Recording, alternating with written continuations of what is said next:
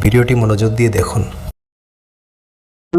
BCA কোন ক্ষেত্রে কত ভলিউমে মাইক্রোফোন বা লাউড স্পিকার বাজানো যাবে তার উপর নিষেধাজ্ঞা আছে।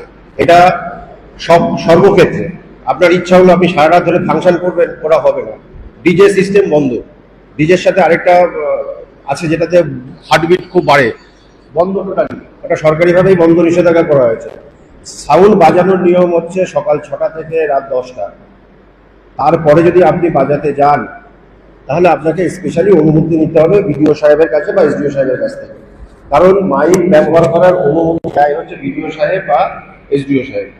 এটা আমার মাধ্যমে যাবে, আমাকে পেয়ার করবেন, পেয়ারটা করবেন ওনাদেরকে অ্যাড্রেস করে through OC Magrahat police station. আমি ওটা ফরওয়ার্ড করে ওসি মগরাহাটকে পাঠিয়ে দেবো। সেটা সব ধরনের অনুষ্ঠানের ক্ষেত্রে, সব ধরনের অনুষ্ঠানের ক্ষেত্রে। আপনার কোনো একটা পুজো করছেন, ধরুন রক্ষাকালী পুজো করছেন, মাইক ব্যবহার করতে পারেন, অবশ্যই চেষ্টা করবেন। সেটা যদি এক্সেপশনালি আপনি 12টা অবধি করতে চান তাহলে ভিডিও সাহেবের কাছ থেকে থাকবে।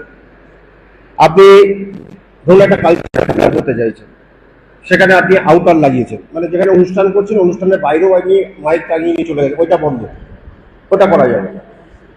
আপনার ওই রেস্ট্রিকশনের মধ্যে রাখতে হবে। পাবলিকের অসুবিধা হবে এরকম কোনো কিছু কাজ করা যাবে না যেটা আইনের বিরুদ্ধে। বুঝতে পারছি?